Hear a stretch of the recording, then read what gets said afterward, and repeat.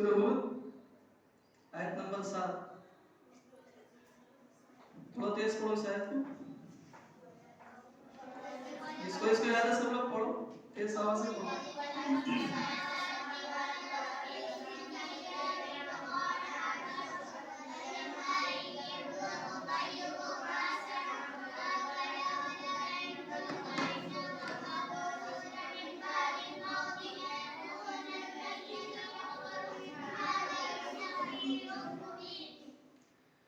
تو اس آیت کے اندر اللہ رب العالمین کے بارے میں بتایا گیا کہ اللہ تبارک و تعالیٰ کہاں پر ہے اور کون ہے. تو اس آیت سے پتہ چلتا ہے کہ اللہ تبارک و تعالیٰ عرش کے اوپر ہے. وَهُوَ الَّذِي خَلَقَ السَّمَاوَاتِ وَالْأَرْضَ فِي سِتَّةِ أَيَّامٍ کہ اللہ وہ ذات ہے جس نے زمین اور آسمان کو 6 دنوں کے اندر پیدا کیا. وَهُوَ الَّذِي خَلَقَ السَّمَاوَاتِ وَالْأَرْضَ فِي سِتَّةِ أَيَّامٍ وَكَانَ عَرْشُهُ عَلَى الْمَاءِ اور اس سے پہلے اس کا عرش کہاں پر تھا؟ پانی کے اوپر. ابھی کہاں پر ہے؟ آسمان کے اوپر. الرحمن علی العرش استوى رحمان کہاں پر ہے؟ عرش کے اوپر مستوی ہے. اور عرش کہاں ہے؟ 7 آسمان کے اوپر اللہ رب العالمین کی جگہ ہے عرش. وہاں پر اللہ رب العالمین موجود ہے. اور 7ویں آسمان پر رہنے سے پہلے اللہ رب العالمین کا عرش یا اللہ رب العالمین جہاں رہتا تھا اس کا عرش کہاں پر تھا؟ پانی کے اوپر. جیسا کہ اس آیت سے پتہ چلتا ہے. اس کے بعد اللہ رب العالمین فرماتا ہے وَهُوَ الَّذِي خَلَقَ السَّمَاوَاتِ وَالْأَرْضَ فِي 6 أَيَّامٍ وَكَانَ عَرْشُهُ عَلَى الْمَاءِ لِيَبْلُوَكُمْ أَيُّكُمْ أَحْسَنُ عَمَلًا. تو سب سے پہلے اللہ رب العالمین اپنے وجود کا پتہ بتا رہا ہے کہ اللہ تبارک و تعالیٰ کہاں موجود تھا پہلے اور کہاں پر ہے. وہ 7ویں آسمان کے اوپر عرش پر ہے. اس کے بعد آیت سے پتہ چلتا ہے کہ لِيَبْلُوَكُمْ أَيُّكُمْ أَحْسَنُ عَمَلًا اللہ تبارک و تعالیٰ نے تمہاری آزمائش کے لیے تمہیں پیدا کیا. لِيَبْلُوَكُمْ أَيُّكُمْ أَحْسَنُ عَمَلًا تمہاری آزمائش کے لیے اللہ رب العالمین نے پیدا کیا کہ تم میں بہتر اعمال کون کرتا ہے, اچھے اعمال کون کرتا ہے. تو بہتر اعمال سے مراد کیا ہے؟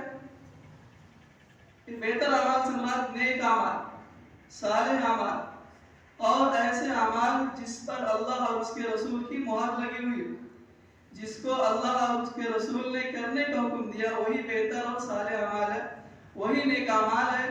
اور جو لوگ صالح اور نیک اعمال کرتے ہیں وہی لوگ کامیاب ہونے والے ہیں. تو اللہ رب العالمین نے بھیجا لِيَبْلُوَكُمْ تاکہ تمہیں آزمائے. یعنی ہمارا امتحان چل رہا ہے, ہم امتحان کے اندر بیٹھے ہوئے ہیں, ہماری آزمائش چل رہی ہے. لِيَبْلُوَكُمْ أَيُّكُمْ أَحْسَنُ عَمَلًا وَلَئِنْ قُلْتَ إِنَّكُمْ مَبْعُوثُونَ مِنْ بَعْدِ الْمَوْتِ لَيَقُولَنَّ الَّذِينَ كَفَرُوا إِنْ هَذَا إِلَّا سِحْرٌ مُبِينٌ. اور اس کے بعد اللہ رب العالمین نے اس بات کو بھی واضح کر دیا کہ تمہیں موت آنی ہے اور مرنے کے بعد دوبارہ زندہ کیے جاؤ گے, دوبارہ اٹھائے جاؤ گے. تو اللہ رب العالمین کے بارے میں معلوم کرنے کے لیے بہت ساری آیتیں ہیں. بہت ساری آیتوں سے ہمیں پتہ چلتا ہے کہ اللہ تبارک و تعالیٰ موجود ہے, اللہ کا وجود ہے. اور پھر اللہ تبارک و تعالیٰ نے بہت ساری مخلوقات کو اس دنیا کے اندر پیدا کیا. بہت ساری مخلوقات کو اللہ رب العالمین نے دنیا کے اندر پیدا کیا. دوسرے نمبر پر فرشتے. فرشتے یہ بھی ایک مخلوق ہے. کون سی مخلوق ہے یہ ہمیں نظر آنے والے مخلوق نہیں ہے. اللہ رب العالمین کے قریب رہنے والے لوگ نہیں. یہ اللہ رب العالمین کے قریب رہتے ہیں. اللہ تبارک و تعالیٰ جیسا ان کو حکم دیتا ہے وہ کر گزرتے ہیں. سب کے اللہ رب العالمین نے ڈیوٹی لگا دی ہے, سب کا الگ الگ کام ہے اور سب اپنے الگ الگ کام کو اسی طریقے سے کرتے ہیں جس طریقے سے اللہ تبارک و تعالیٰ نے انہیں کرنے کا حکم دیا ہے. اس کے بعد دوسری مخلوق شیطان ہے. شیطان بھی اللہ رب العالمین کی مخلوق ہے. اللہ تبارک و تعالیٰ نے جب اس کو پیدا کیا اور اس کے بعد آدم علیہ السلام کی تخلیق کی, آدم علیہ السلام کی شکل و صورت بنا کر کے ان کے سامنے تمام کے تمام مخلوقات کو اللہ رب العالمین نے تمام فرشتوں کو سجدہ کرنے کا حکم دیا کہ آدم علیہ السلام کے سامنے سجدہ کرو. تو جتنے بھی فرشتے تھے تمام کے تمام فرشتوں نے آدم علیہ السلام کا سجدہ کیا اور شیطان نے کیا کر دیا؟ انکار کر دیا. شیطان نے, ابلیس نے آدم علیہ السلام کا سجدہ نہیں کیا جس کی وجہ سے اللہ رب العالمین نے اس کو وہاں سے نکال دیا. اور اس کے بعد تیسری مخلوق انسان ہے. انسانوں میں سب سے پہلے اللہ رب العالمین نے کس کو پیدا کیا؟ سب سے پہلے انسان آدم علیہ السلام ہے. سب سے پہلے آدم علیہ السلام کو جب اللہ رب العالمین نے پیدا کیا تو پھر آدم علیہ السلام کو کہاں رکھا؟ آدم علیہ السلام کو پیدا کرنے کے بعد اللہ نے کہاں رکھا تھا؟ جنت کے اندر اللہ رب العالمین نے ان کو رکھا تھا، اور ان کے ساتھ ساتھ کون تھے؟ ان کی بیوی، کیا نام ان کا؟ حوا علیہ السلام بھی ان کے ساتھ جنت کے اندر تھی۔ جنت کے اندر تھی، اللہ رب العالمین نے ان کو اجازت دی تھی کہ جنت کے اندر رہو، ہر چیز کھاؤ پیو، صرف ایک درخت کے بارے میں کہا جاتا ہے کہ ان کو منع کر دیا گیا تھا کہ اس درخت کے قریب نہیں جانا۔ لیکن شیطان جو انسانوں کا دشمن ہے، شیطان کو یہ بات پسند نہیں آئی، اچھی نہیں لگی کہ آدم جو مٹی سے پیدا ہوئے ہیں اور میں آگ سے پیدا ہوئے ہوں، آدم علیہ السلام اور ان کی بیوی جنت کے اندر رہیں، یہ چیز ان کو شیطان کو اچھی نہیں لگی، ابلیس کو اچھی نہیں لگی، تو اس نے کیا کیا؟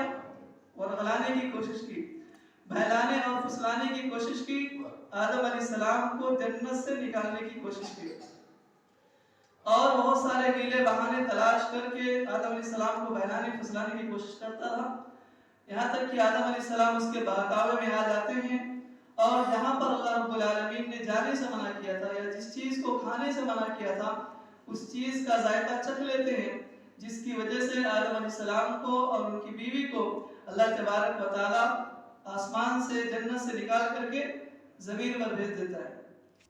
جب زمین پر بھیج دیتا ہے تو دونوں کو الگ الگ جگہ پر بھیجتا ہے، اس کے بعد دونوں ایک دوسرے کی تلاش میں نکلتے ہیں، ایک دوسرے کو تلاش کرتے ہیں، تلاش کرتے کرتے ایک مقام پر دونوں ایک دوسرے کو پہچان لیتے، ملاقات ہوتی ہے۔ کون سی جگہ ہو؟ جہاں پر دونوں ایک دوسرے سے ملاقات کرتے ہیں۔ اس سے پہلے بتایا گیا تھا کہ کس جگہ پر دونوں کی ملاقات ہوئی تھی، جہاں پر آج حج کیا جاتا ہے، حج کا ایک رکن ہے، اس کے بغیر اس کا حج انسان کا مکمل نہیں ہوتا۔ کون سی جگہ کا نام کیا ہے، کس کو معلوم؟ عرفہ نام ہے جگہ کا، عرفہ۔ عرفہ یعرفو کے مطلب ہوتا ہے جاننا، پہچاننا۔ جب دونوں وہاں پر پہنچے تو دونوں نے ایک دوسرے کو جان لیا، پہچان لیا، جس کی وجہ سے اللہ رب العالمین نے اس جگہ کے نام کو عرفہ کا نام دے دیا۔ اور عرفہ ایک ایسی جگہ ہے کہ اگر کوئی حاجی حج کرنے کے لیے جاتا ہے تو وہاں پر اس کو جانا ضروری ہے، اگر وہاں پر نہیں جاتا تو اس کا حج مکمل نہیں ہوتا ہے، اتنی بڑی اور اتنی اہمیت کی جگہ ہو گئی ہو۔ تو اس طریقے سے اللہ رب العالمین نے انسان کو دنیا کے اندر اس کے بعد بسایا، اور انسانوں میں سے بہت سارے طریقے سے انسان کو اللہ رب العالمین نے پیدا کیا۔ دیکھو یہاں پر لکھا گیا ہے کہ انسانوں میں کچھ لوگ مسلم بھی ہوتے ہیں، کچھ مومن ہوتے ہیں، کچھ مشرک ہوتے ہیں۔ تو مسلم کون ہوتے ہیں؟ جو مسلمان کے گھرانے میں پیدا ہوتا ہے عام طور پر اس کو مسلم کہا جاتا ہے، لیکن اللہ کے رسول صلی اللہ علیہ وسلم کا فرمان ہے کہ ہر بچہ فطرت اسلام پر پیدا ہوتا ہے کہ مسلم ہی پیدا ہوتا ہے، چاہے مشرک کے گھر میں پیدا ہو، کافر کے گھر میں پیدا ہو، عیسائی یہودی کسی کے گھر میں پیدا ہو، ہر بچے کی پیدائش فطرت اسلام پر ہوتی ہے، وہ مسلم پیدا ہوتا ہے۔ اب اس کے والدین جیسا ہوتے ہیں اپنے اولاد کو ویسا بنا دیتے ہیں۔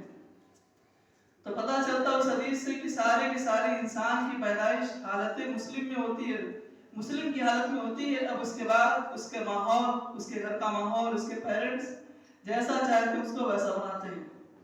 تو مسلمان ہونے کے لیے اگر کوئی مسلم گھرانے پیدا ہوتا ہے تو مسلمان ہوتا ہے، لیکن اگر وہ مسلم گھرانے میں پیدا نہ ہو، کسی دوسرے گھرانے سے تعلق رکھتا ہو تو مسلم نہیں ہوتا، اس کے والدین اس کو دوسرے اپنے مذہب پر چلاتے ہیں۔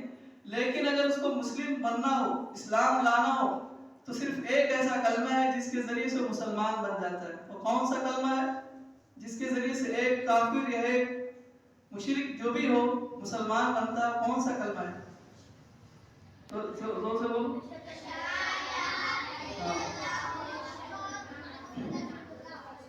یہ کلمہ ہے، اس کلمے کے ذریعے سے ایک کافر، ایک غیر مذہب شخص والا حالت اسلام میں آ جاتا ہے، اسلام قبول کر لیتا ہے، مسلمان بن جاتا ہے۔ کلمہ کیا ہے؟